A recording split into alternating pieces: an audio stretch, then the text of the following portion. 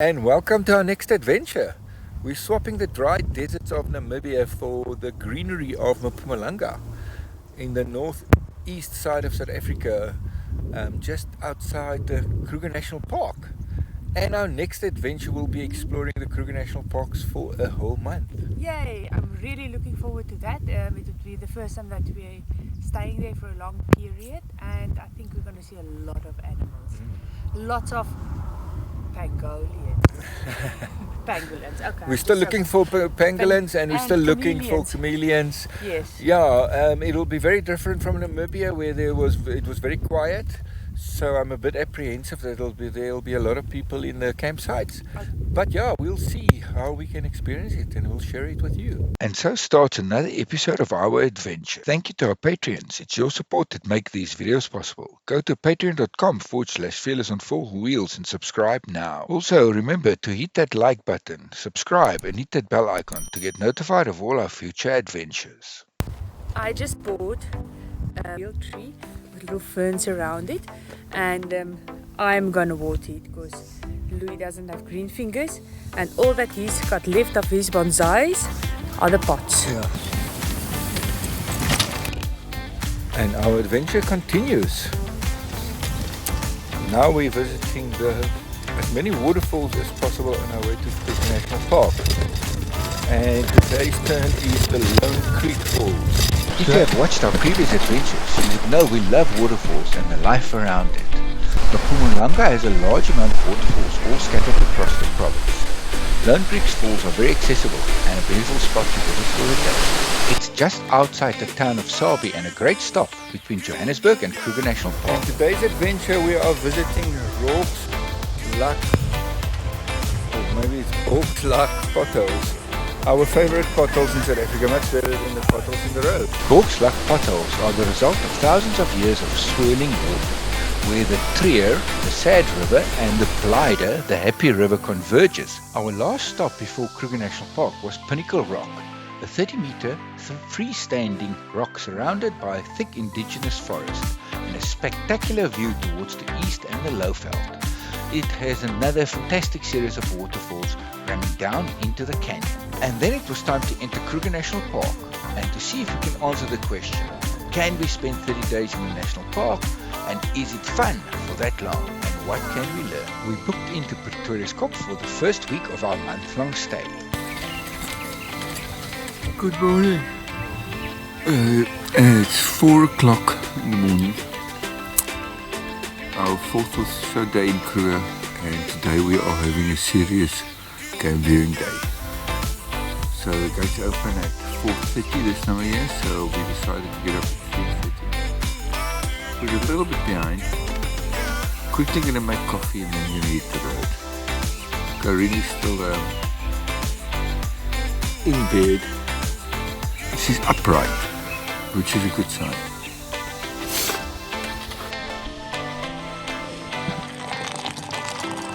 Corinne struggled with the early mornings, but making her coffee motivated her to get moving.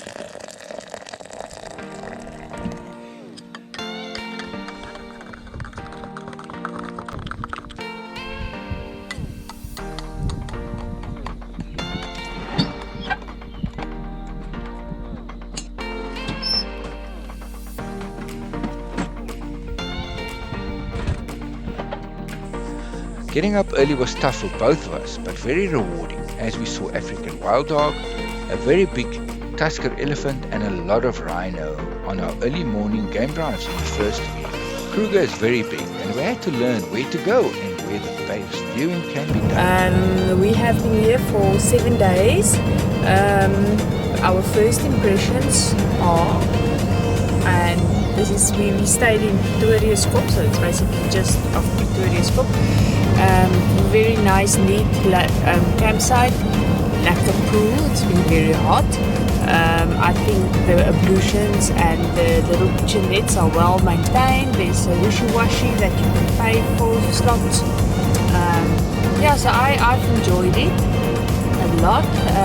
Game view-wise, there's not a lot of waterholes, so you need to drive around a lot. So it's a bit more of a working exercise. It's not a tosha where you just drive to a waterhole and there's just a abundance of animals. But we have been quite lucky this first week. We saw terrapin, we saw tortoises, animals that you don't necessarily see in the park. I'm really looking forward to the next 3 weeks that we still have left here. We are now on our way to Skukuza. Today is the first day that it's actually it's not so humid. It's enjoyable to drive, and to be outside of your car is also enjoyable. It's very important. Do you want to add something? Yeah, we're a little bit apprehensive after the 3.5 months in Namibia, where there was very few people. We were sometimes the only people in the campsite. And Skukuza, we've been told, is very big, so there's going to be a lot of people. The campsites are quite smaller, so it's a very different game viewing experience or traveling experience from Namibia and from Etosha. But you know, we live and learn, and changes is good, and it's good to adapt.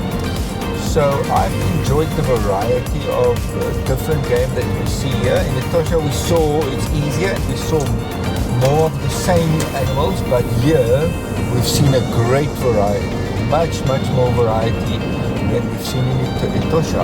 Obviously it's very different landscape. Here it's Mopani forest and overgrown. There it was quite bare and desert. So yeah, let's work and see what we can discover, and we'll share it all with you. We saw a lot of hyena cubs as well as other newborn animals. These two little cubs decided to bite off the big bag that hangs on our second spare wheel. It did not take them long to bite the bag off the voodoo, as our hyenas is renowned for their strong jaws. We saw it happening in our rear view camera, but we were too late to stop them. We had to reverse to pick up the bag as we weren't allowed to get out of the car. And it's our second attempt for getting up early in the morning. How did we do? Yeah. Excellent time. Yeah, it's 5:24. We're out of the camp. At the crack of dawn. Yes, sun's just coming up over there. And today we've decided it's a cat day. For a week and a half, Corinne wanted to see a leopard or a lion. We haven't seen one yet. We saw a chameleon. Yes, 3 times now, the same chameleon. We know where it is. Yes. So saw some great game. Makes me happy every time. If you don't know about our search for chameleons, watch our Namibia series. It took us 3.5 months not to find a chameleon, but in Kruger National Park we found one. Yeah, so we're doing the most common road where they say you will find cats. Yes, it's called the Golden Highway from Skukuza camp to Lower Sabi camp. So yeah, let's see what the day brings. But we are 100% confident we're going to see cats today. And did we see cats? On the Golden Highway that day, we saw multiple sightings of lions. The road was very busy and there was a lot of vehicles on that road. This was something we did not enjoy, but something we had to get used to. And it's another day of game viewing and another day of a lot of hyenas cruising down the road. Ugly. Very ugly.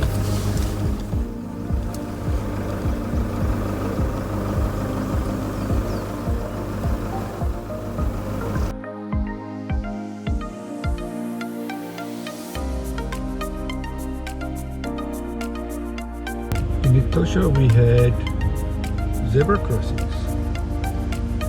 In Kruger we have elephant crossings.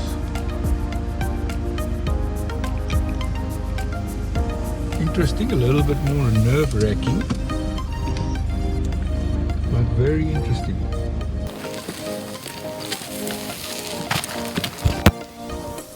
And for the birders, something very special close to Skukuza campsite is Lake Panic bird hide. Our game doesn't like that now alcohol rule, but quite a view. Let's go and have a look.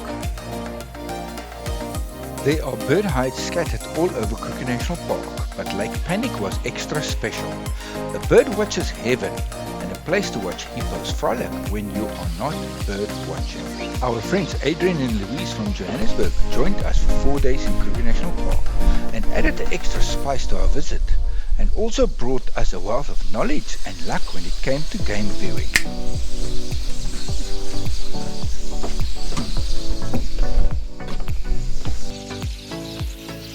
We were in luck and had the privilege to see this black heron fishing, doing what looked like a dance to us. A first for us and a very rare bird sighting.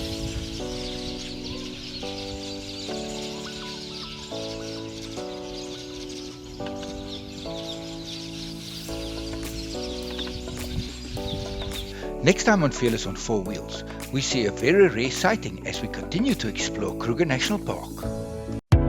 But that's a story for another time, so please remember to like, subscribe and hit that bell icon so you won't miss out on future adventures. Thank you for our Patreons for making these videos possible.